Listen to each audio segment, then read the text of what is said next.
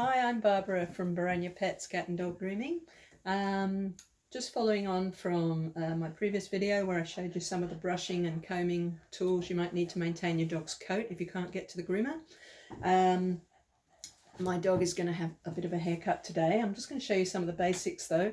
Obviously I can't teach you to groom a dog in 5 minutes. That would be ridiculous. It takes a lot of time, effort and experience. I'm sorry, he refuses to get out of the way of the camera. If you've bought yourselves some clippers at the shops thinking you might be able to do your dog, you'll have something like mine's cordless, but you'll have something along this line where you have a clipper. You'll either have a detachable blade, which you put on, or you'll have one that's attached with screws. Bertie, move. Sit. Good boy. Okay. So most clippers come with a number 10 blade, which is very short cut, or they'll come with an adjustable blade, which is still fairly short. So it's more for summer cuts. If you have one that has a little attachment that sits on the top like this, this one isn't for this blade, but you'll have a little, what they call a comb attachment. That will take the cut out longer. You have to have no mats in your dog's coat to use a comb attachment. Otherwise, it'll just get jammed. So that's just to let you know what you've got. If you're a professional groomer, you have the one that comes with the blade. You'll also have thicker ones that come, I don't know if you can see that, but anyway, this is a thicker one for winter coats. So he's getting a thicker cut today, but just so you know, if you're using one of these and you do a cut on your coat, on your dog's coat, you're going to have a very short coat. I also use one of these small 5-in-1, which is 5 different lengths of blade, and that's where this one goes on. So with this one, I slide the comb over the top, and what it does is give it extra length. You can probably see there, the comb itself is 3/8 of an inch, which is a nice short to medium length coat. Okay, so that's just so you know what you're using. The other tool I would use would be, other than the comb and brush, which we mentioned before, just a good pair of scissors, decent pair of scissors. Most of the big pet shops will sell a basic set, and the reason you'd need these, I'm sure you've all tried this at home, is to do your dog's eyes. So I'm just going to show you now. If you decide to try and do your dog's eyes at home, take your scissors.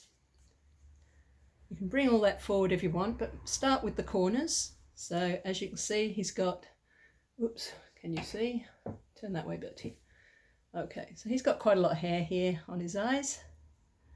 And all you need to do is rest your scissors right in the corner there and just snip it off. Snip it off there, snip it over the top, and then come up the other side. Whoops.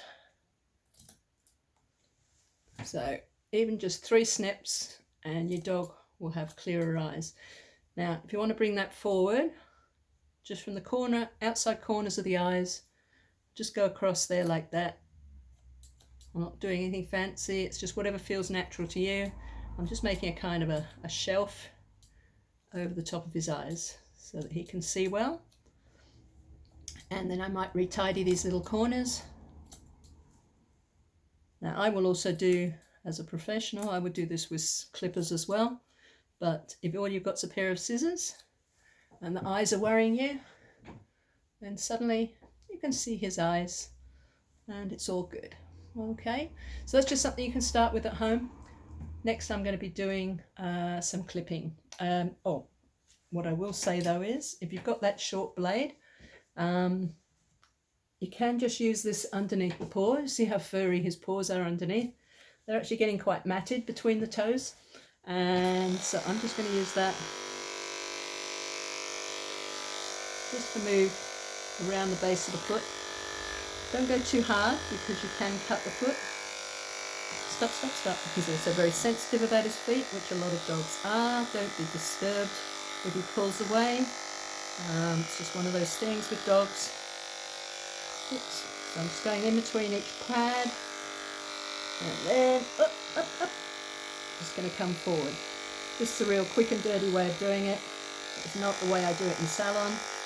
but it is a way of doing it quickly. Okay, so now you've got to, oops, turn that off. So now his paw is fairly clear, and he shouldn't be quite so matted when we go out in the rainy, wet grass. I'll be doing that on all 4 of his paws. You can do them by lifting them backwards. Stand up, Bertie. Oh. So if you can't get them forwards like that, you can get behind your dog, lift the paw up like this. Gives you a flat surface to work on. Just come up there, and again, just going to dig the hair out. Same with the back ones. He's resting on me, so there's no pressure on his back or anything. Just going to get in between those pads. There's a little V-shaped one there. We just go in between there with a V. Take the hair out. Come up the back a little bit. Not too much. You don't want to go right up his leg or anything. You just want to stay near that pad. Stay near that black pad area. Okay. If you're worried about going too far up, always come forward. But this is just to help you as a home groom if you're looking for an emergency way to do it.